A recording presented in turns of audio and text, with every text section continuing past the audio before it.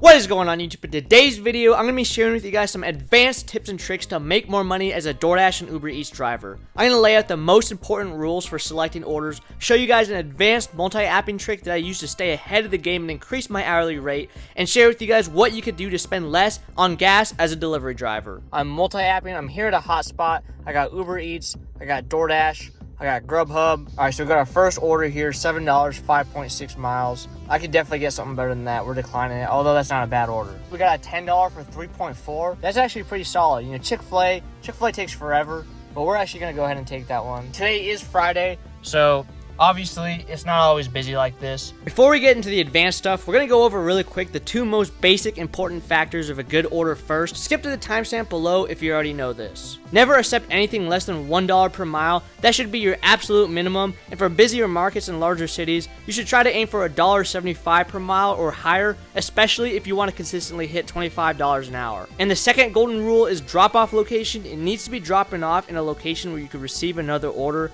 What I recommend is either print out a map of your city and circle where all the hotspots are, or simply just memorize it. And every time an order pops up, make sure you're dropping off in one of these hotspots so you can minimize wasted time and miles driving back to your zone to get another order. Efficiency and knowledge of your city is key. Now that you know the basics for accepting orders, here's an advanced multi-apping trick that you could use if you have more than one delivery app. Got the order picked up pretty fast for Chick-fil-A. So the drop-off is 10 minutes away. So what we're going to do is once we're about 5 minutes away from the drop-off, we're going to start looking at our Uber Eats app. We're going to start looking at our other apps to see if I can get an order lined up. But when I drop it off, I'll be ready to go with another one. Right as I start driving, I get this one. It's a terrible order, but even if it was good, I wouldn't be able to take it because I'd have to drive all the way to the DoorDash drop-off and back, making this order unacceptable. This is why you have to be at least 5 minutes away from your drop-off before you're able to accept orders again. I was 9 minutes away at this point, which is too early to consider taking orders. This one we got when we were about 6 minutes away from our DoorDash drop-off, and this is a great order, $19 for 6 miles, but just because we're closer now doesn't mean we're clear to accept everything. This pickup is behind me, which means I'll have to drive 5 minutes to our DoorDash drop-off and back, making us 10 minutes late to the restaurant, which makes this order unacceptable as well. So we have to wait until we're 5 minutes away from the drop-off, and it needs to be in the direction that we are heading. So now 4 minutes away from the drop-off, I end up getting this one, $23 for 4 miles, an amazing order, but let's see if we could even take it. It's only a few minutes away from our drop-off and is in the direction we are currently heading, so we are green lit to take this order. I dropped the Chick-fil-A off and headed to the Walmart, wasting no time sitting in my car waiting for an order, which is why I could always keep my hourly rate high. But only attempt this strategy if you know what you're doing, and always emphasize on not being late to any restaurants. I picked up the Walmart order and headed to the drop-off. Once I'm 5 minutes away, I start looking for orders again. This time, I get nothing takeable. Those first two orders I got earlier were super lucky, especially since I didn't have to wait a long time to get them. But on the average, this is what I'm looking at most of the time. Also, Uber Eats sends you orders while you're on an active trip on your way to a drop-off, and DoorDash doesn't. I made it all the way to the drop-off without getting an order worth taking, which does happen more times than not, especially at the level that I cherry pick at. But if you're able to pull off that trick at least a couple of times a day, your hourly rate will increase. Also, I forgot to mention, if you care about acceptance rate or top dasher, just click off this video. I don't care about acceptance rate, and I believe that this multi-app strategy is more profitable than anything that Top Dasher has to offer, but that's just my opinion. Sometimes choosing orders is like playing deal or no deal. In this case, I expected this hotspot to be a lot more busy than it was. I got this $7.50 for 5 mile DoorDash, which I declined, hoping I would get something better afterwards, but sometimes, as you guys know, it could just dry out completely for no reason and just send you bad order after bad order. Okay, $16.50 for 11 miles, but as you can see, bringing me pretty far out. We're gonna decline that. There's $4.50 for $4. Yeah, you're high. Let's get Walmart Spark going too.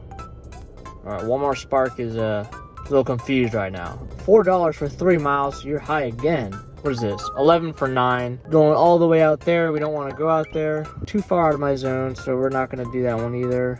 Come on, give me a good order now. I had to sit there and decline orders for 10 more minutes until I finally got this one, $8 for 5. Which, if you remember, I got a $7.50 for 5 mile 13 minutes ago that if I took, I would have almost been done with by now. Sometimes, as a cherry picker, you end up like this guy on Deal or No Deal. There's a 50-50 chance that case is holding $5. Take it. Take it. No deal!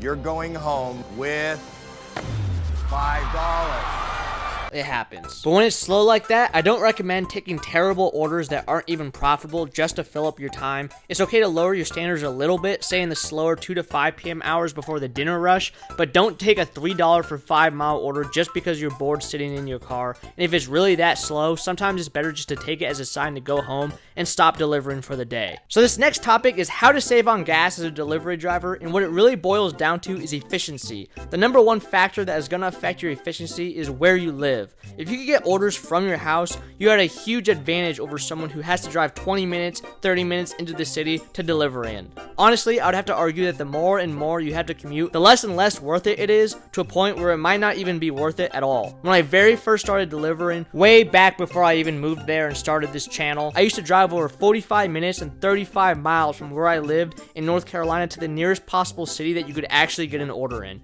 At that point, I had another job, and I only truly delivered on the side for fun, so it wasn't a huge deal to me. But that commute was bad for business, and it was making things way less profitable, to the point where it honestly probably wasn't even worth it at all. That's time and miles that I had to drive there and back, not even including the miles I was putting on my car for the deliveries. If you could accept orders from your house and zone hop between hotspots all day to whichever area is busiest at each time, and then make your way back to your house at the end of the shift, then you are delivering in the most profitable way. So where you live and if you could get orders from your house has a major role in your total profitability. You can also download the Get Upside app to get cash back on every fill up. Sign up using my promo code below for an extra 15 cents a gallon off your first purchase. Now that we've given some tips for both beginners and intermediate drivers, let's go on a quick lightning round of tips and tricks that you might not know. Number 1, you can stack orders on different apps if they're going along the same route and have the same drop-off location. Here are some examples of me doing this in real time. The first one went crazy from 2 different stores in the same shopping area that have drop-offs along the same route.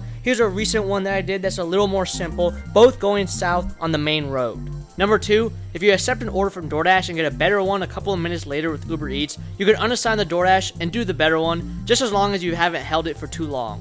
Number 3, keep your completion rate over 80% on DoorDash, because you can get deactivated if it drops. Your completion rate lowers when you unassign an order. Number 4, Uber Eats hides tips over $8, so anything with a payout of $10 or more and coming from an expensive restaurant with a high amount of items is your best chance at an extra tip.